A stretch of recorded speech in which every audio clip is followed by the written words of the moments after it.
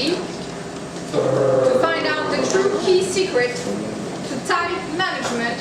Yes. Thanks to Miss Valerie Major. Valerie! Yeah.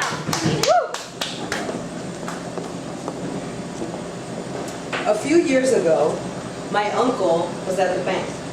And after he finished his transactions, he's walking out and the bank manager stops him and wants to talk to him. It was about to close, it's kind of empty. Okay, they're talking. All of a sudden, the attention goes towards the door because there is a car pulling into the parking lot wildly, tires screeching, and then stops right in front of the door. A lady gets out, all disheveled, throws her purse over her shoulder, starts walking towards the door. She looks as crazy as her driving reflected. And at this moment, the bank manager says, "Oh, here comes this lady. She always comes right before closing with like 30 transactions. When she walks in the room, she sucks all the energy out of the room." And my uncle looks towards the lady, then looks at the manager and says, "Yeah, tell me about it. She's the same way at home." Folks, this is a true story.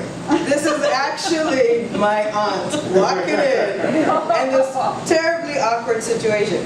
So I wanted to share with you today Time Management 101 so that you do not have to experience this terribly awkward situation as well. So by show of hands, who here uses a task list or checklist? Okay, most of you in here, very good. That is the first generation of time management. This comes from the time when we're starting to modernize and all of a sudden we realize that time is a limited asset and we need to put things down in order to get them done. So, and by the way, a little delayed, but this is coming from The 7 Habits of Highly Effective People by Stephen R. Covey. So I'm sure many of you have read it, and for those who haven't, you should, but I'm sure everybody's familiar with it. So by show of hands, who here actively uses a calendar, scheduling book? Okay, everybody in here. Highly important. This is the second generation of time management. After people realize that task lists aren't enough, they need a schedule and then a plan in advance in order to accomplish things. Now the third generation is where most of us are today, which is prioritizing, goal setting, which is planning your day with these goals in mind. Now task lists, calendars, and setting goals, all important, and we're all going to continue to use it. But the fourth generation, the new way, is about managing you rather than just your time. So I would like to share with you the time management matrix diagram. Who here has seen this before? Okay, a few of you, so I'm sure you need a refresher. I do. Because we all do. And for those who haven't, pay close attention. Okay, so on this side is the important, not important. And on the very top is urgent, not urgent. I will go through the quadrants and then talk about it. So we have quadrant 1, which is the important and urgent. This is the do it now, the crisis. Like if somebody has a car accident, you gotta go pick them up, call the ambulance, crisis mode. Quadrant 2, this is the important but not urgent. The most important quadrant is this one because we easily ignore it. But this is the prevention.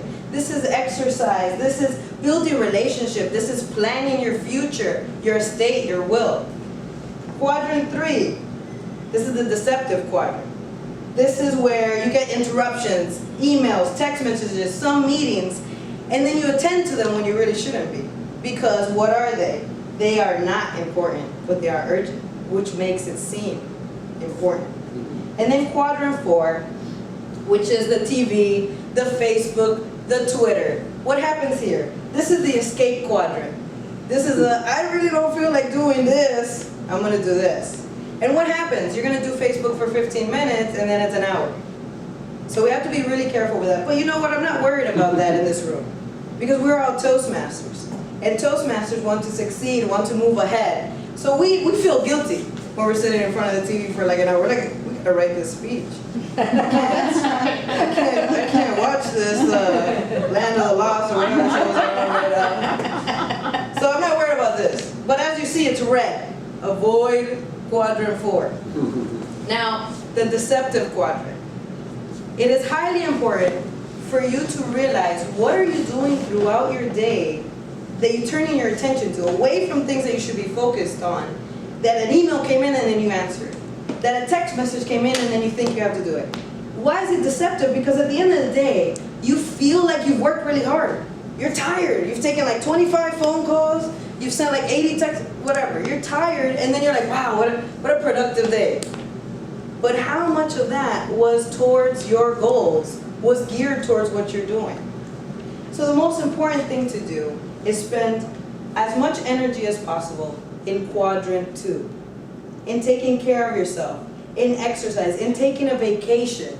These are the things that you need in order to move ahead and planning your goals. If you don't have a plan, where are you going? If you don't have a plan, you plan to fail. Isn't that what they say?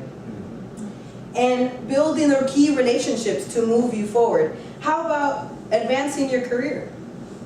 Searching for a job is easily postponed because your job's paying your current job's paying your bills right now.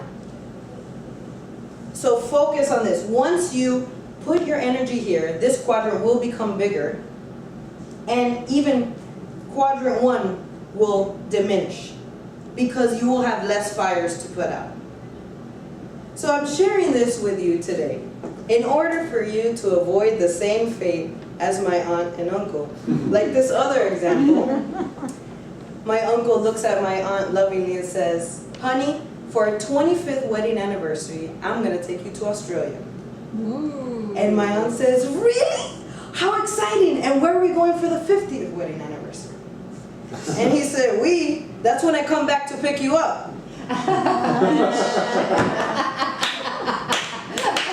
So, to avoid your spouse desiring to drop you off on a distant land for a quarter of a century, I encourage you, and I'm trying to motivate you, focus on these things, get with your time management 101, realize what's important to you, what's getting to your goals, and execute.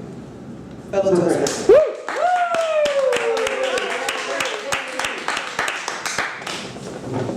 Pumping all of us up for action and goal and achieving what we set our minds to do. Valerie, bravo.